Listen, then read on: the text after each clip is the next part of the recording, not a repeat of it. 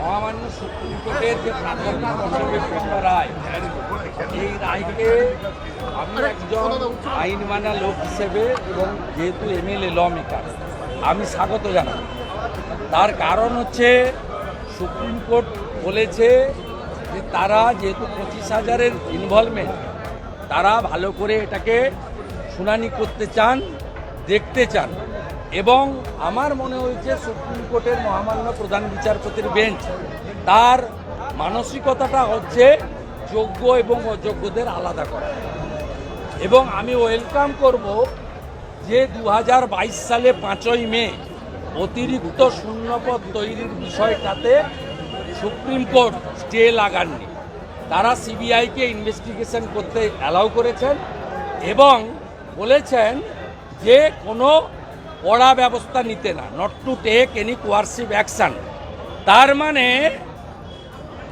Supreme কোর্টও জানতে চায় যে 2022-এর 5ই মে চোর মমতার নেতৃত্বে তার মন্ত্রিসভা চোরেদের চাকরিকে রেগুলারাইজ করার জন্য যে ক্যাবিনেট মিটিং করেছিল তার সত্যতা, যেটা সিবিআই ইনভেস্টিগেশন হবে।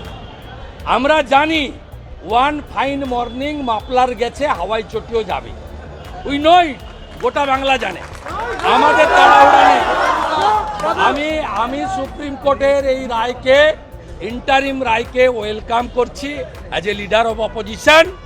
আমি মনে করি যোগ্য এবং অযোগ্য বাছাই হয়ে যাবে জুলাই মাসে হিয়ারিং হয়ে গেলে, এবং সুপ্রিম কোর্ট অযোগ্য, অবৈধ, অতিরিক্ত পদ, শূন্য খাতায় টাকা নিয়ে চাকরি যারা পেয়েছেন তাদের এবং তাদের যারা ঢুকিয়েছেন তাদের বিরুদ্ধে ব্যবস্থা নেবে। আর যোগ্যদেরকে সুপ্রিম কোর্ট প্রোটেকশন দেবে, যেহেতু তারা মেধা অনুযায়ী চাকরি পেয়েছে। আর অতিরিক্ত শূন্য পদের ক্রিয়েটার মমতা ব্যানার্জি 5ই মে 2022 ওই ক্যাবিনেটে যারা ছিলেন, ইনক্লুডিং দিদেন চিফ সেক্রেটারি হরিকৃষ্ণ দ্বিবেদী, এদেরকে জেলে পুরবে।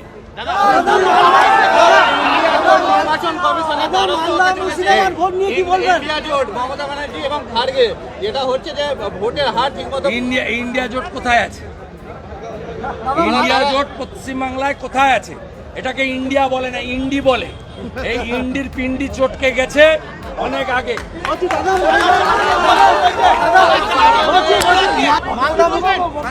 এর ক্রেডিট কেন্দ্রীয় আধা সামরিক বাহিনী, গুন্ডাদের ঘরে ঢুকিয়ে দিয়েছে আধা সামরিক বাহিনী।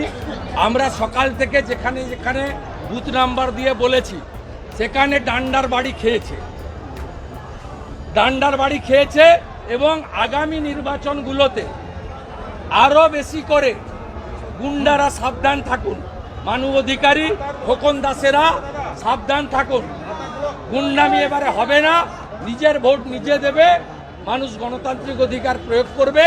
যেভাবে 3 দফার ভোট হয়েছে, ইলেকশন কমিশনকে আমি ধন্যবাদ জানাবো, আর ক্রেডিট কেন্দ্রীয় আধা সামরিক বাহিনীকে দেবে। সুপ্রিম কোর্ট বলেছে যে ক্যাবিনেটের বিরুদ্ধে কোনো ব্যবস্থা যাবে না এখন এই মুহূর্তে। আপনি কোন চ্যানেল বলুন? কোন চ্যানেল? প্লিজ, সরি, কোন চ্যানেল? হ্যাঁ, আপনি টুইস্ট করছেন কেন? সুপ্রিম কোর্ট অর্ডারটাই পেয়েছে। সুপ্রিম কোর্ট বলেছে অতিরিক্ত শূন্য পদ নিয়ে সিবিআই ইনভেস্টিগেশন করবে, not to take any coercive action. We stay দেয়নি, আমরা চেয়েছিলাম ইনভেস্টিগেশন করুক। মমতা ব্যানার্জি সই করে শূন্যপদ বাড়িয়েছে 5ই মে 2022। আপনার ওই চ্যানেল যেটা ওই সন্দেশখালীর ভিডিও দেখিয়েছিলেন, ওই চ্যানেলটা তো কিছু লাভ হবে না। চাটুন